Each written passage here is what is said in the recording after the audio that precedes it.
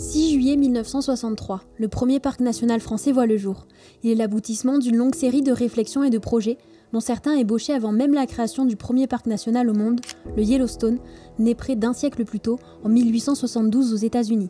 S'écartant du modèle américain, 10 parcs nationaux à la française verront par la suite le jour, non sans mal. On vous raconte l'histoire du premier d'entre eux, le parc national de la Vanoise. Je suis Coralie de Bavenrode, une marque de vêtements made in France conçue pour les aventurières et les aventuriers d'aujourd'hui. À travers ce format, je vous raconte l'histoire de celles et ceux qui ont façonné la culture de l'exploration.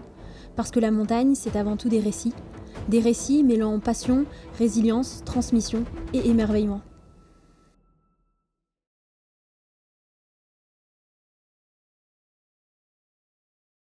L'idée de protéger des espaces naturels remonte au XIXe siècle. Elle vient des États-Unis. Le terme même de parc national vient de l'artiste peintre américain George Catlin. Il propose en 1832 que les merveilles naturelles soient préservées par une grande politique protectrice du gouvernement dans un magnifique parc, un parc national contenant des hommes et des animaux dans leur beauté naturelle. Le concept prend officiellement corps en 1872, année où le Congrès américain déclare la région du Yellowstone parc national. De quoi inspirer les autres pays à se pencher sur la protection de leurs espaces naturels, notamment ceux du vieux continent. Ainsi, la Suède crée 9 parcs nationaux en 1909, tandis que l'Italie fait naître son premier parc national en 1922 dans la région du Grand Paradis.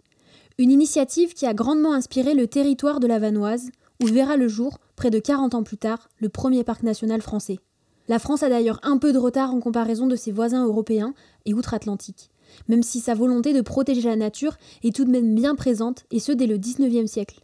Mais les projets stagnent et les échecs se multiplient, et ce pour plusieurs raisons.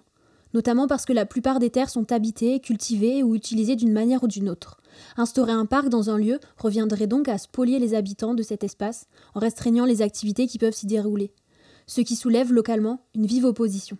L'idée d'un espace protégé dans le massif de la Vanoise remonte aux années 20, période où se crée en Italie le Parco Nazionale Grande Paradiso, le parc national du Grand Paradis, et où l'on commence à s'émouvoir de la raréfaction du bouquetin. C'est M. Couturier qui conçoit le premier projet de parc ou de réserve. De leur côté, les alpinistes, et particulièrement la section maurienne du club alpin français, s'inquiètent de la disparition du chamois dans les Alpes françaises. Ils vont également se mobiliser peu à peu. Mais il faudra attendre l'après-guerre pour entendre parler d'un parc national de Savoie, qui n'a toutefois rien d'officiel. Parallèlement à cela, Gilbert André, maire de Bonneval-sur-Arc en Haute-Maurienne, est le premier à élaborer un projet global pour sauver non seulement les espèces, mais aussi la montagne et les hommes qui y vivent. Émerge alors l'idée d'un parc national culturel. Son objectif, lutter contre l'exode rural, sous peine de voir les pratiques agro-pastorales traditionnelles disparaître au même rythme que le bouquetin. Le message est clair, en plus de la protection de la nature exceptionnelle, il faut aider les montagnards à rester au pays, si bien que le 6 juillet 1963, le parc national de la Vanoise est créé. Commence alors une vaste et inédite aventure, car tout est à inventer. La première équipe est sur pied en 1964, elle comporte 36 gardes-moniteurs embauchés. Ils ont pour mission de rendre le parc visible, d'améliorer les accès, de baliser, d'aménager. Bref, ils sont sur tous les fronts du matin au soir. Parallèlement, le parc commence à organiser la protection de la faune et de la flore, d'abord celle du bouquetin, animal fétiche, mais aussi celle des grands rapaces.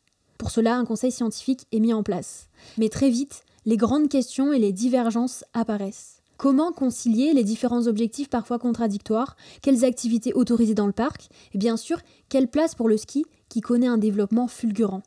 C'est alors qu'éclate, en 1969, l'affaire de la Vanoise au cours de laquelle se mobilisent les habitants, les associations de protection de la nature, ainsi que de nombreuses personnalités. Toutes veulent défendre l'intégrité du parc, tandis que la station de sport d'hiver de Val Thorens veut s'étendre sur le glacier de Chavrières et le vallon du Pôle C. La mobilisation est sans précédent. La pétition « Sauver les parcs nationaux, Vanoise d'abord », lancée par la jeune Fédération française des sociétés de protection de la nature, a recueilli plus de 200 000 signatures. Après de multiples tergiversations gouvernementales et rebondissements, le président Georges Pompidou donne lui-même l'instruction de stopper le projet au mois de juin 1971. Beaucoup y ont vu une première manifestation de l'écologie politique, alors naissante.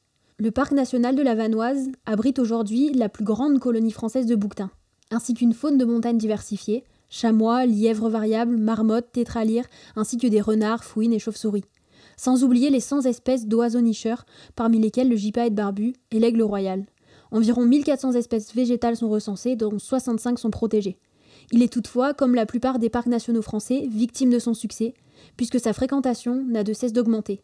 Ainsi, en 2024, 10% de visiteurs de plus en moyenne ont été accueillis par rapport à 2023 dans les maisons de parc et les points d'information du parc national de la Vanoise.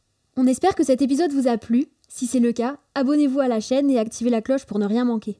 Nous publions une Paven Story tous les dimanches et vous pouvez aussi nous retrouver sur pavenroad.fr pour découvrir nos produits made in France ainsi que d'autres contenus ou encore sur Instagram pour continuer l'aventure.